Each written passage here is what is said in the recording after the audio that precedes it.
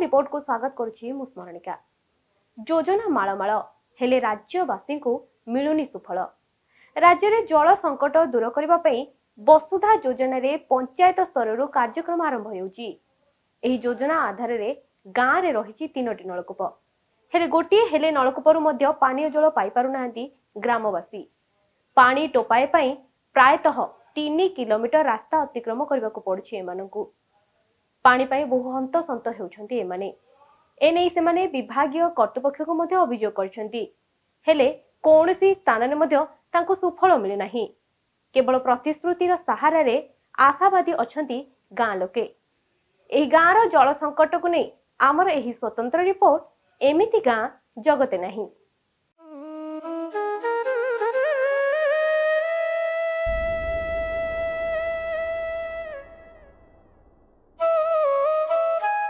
कथारे अछि जल बहुले सर्वनाश, जल विहुने सर्वनाश। जल बिना जीवन संभव नुहे। जल ही जीवन।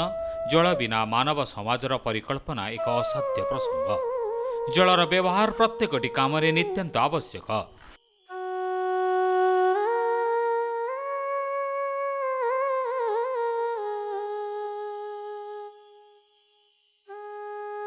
सरकार विभिन्न अंचल को शुद्ध पानीय जल जोगाण निमंते प्रकल्प करी कोटी कोटी टंका अर्थ व्यय करुछंती। हेले देखंतु एही चित्र।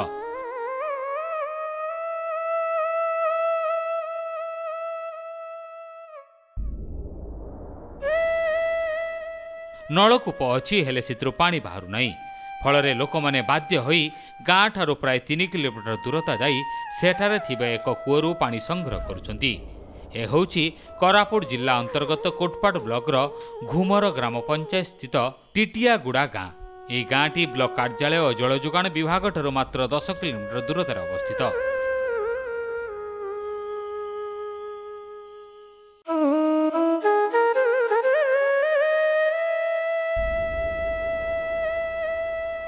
आम गाँव पानी बेसी असुविधा।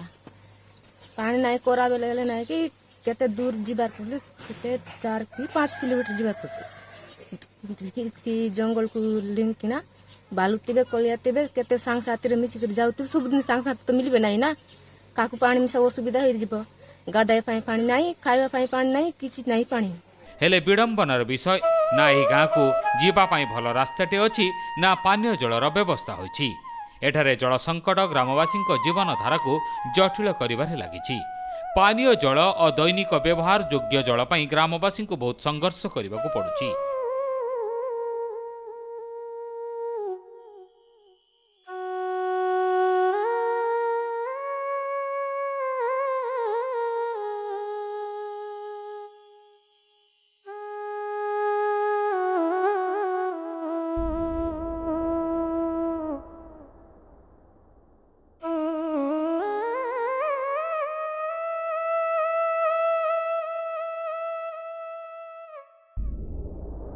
अन्यपटे ग्रीष्म दिन जल टोपाए पाई लोके नाही नथिबा असुविधा भोग करती।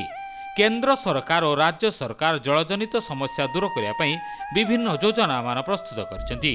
कोउटी एनआरजीएस योजना रे पोखरी खोलुछंती तो अन्य केउटी वसुधा योजना रे पानी टैंक और नलकूप खनन करछंती। हेले ई उपांत अंचल पाई ए सब योजना फेल मारिछि।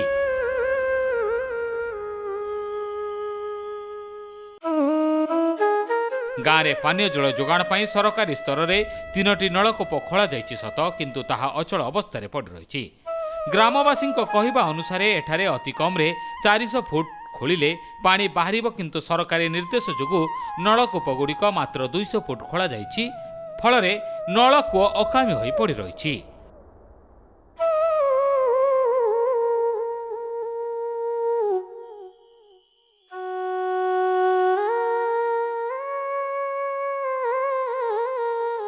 हमारे गाँव में पानी नहीं किसी नहीं।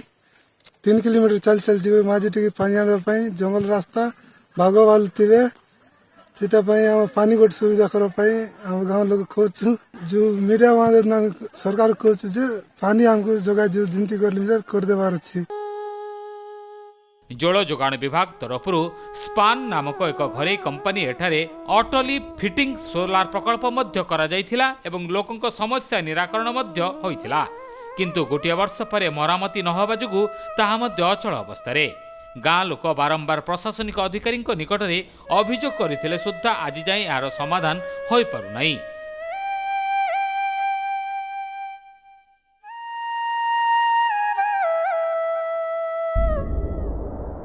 एने आम प्रतिनिधि नूतन भावे भार ग्रहण कर RWSS जंत्री को पचारू से निजे यार तदारख कर अति शीघ्र समस्यार समाधान करेंगे बोली प्रतिश्रुति देइछंती। तेबे देखा बाकी रहा जंत्री केबे समस्यार समाधान करुछंती। आज्ञा देखो 3 किलोमीटर पानी पाई जाउची से माइकाना टोकी जीवे मनुष्य कुआर कुआर जाइले बाइगड़ा टकी जाई पारबो नै। 3 किलोमीटर पानी आनी करी काउची ये हमर गांव बंद नहीं किछि नहीं आर केंती करी जुइबो।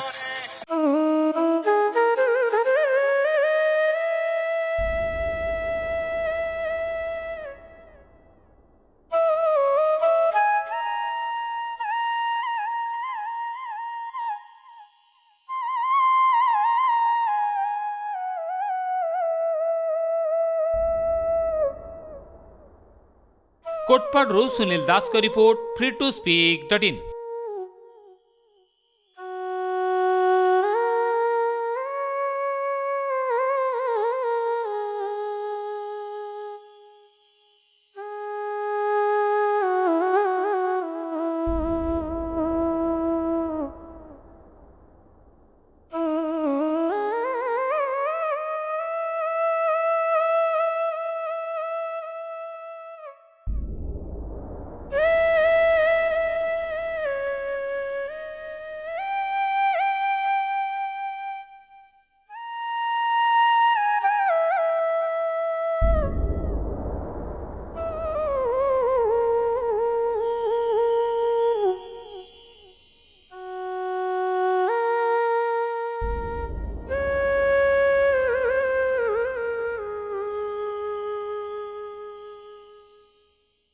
जदि आपणको अंचल रे एभली किछि समस्या रहिछि तेबे आमको जोगाजोग करंतु।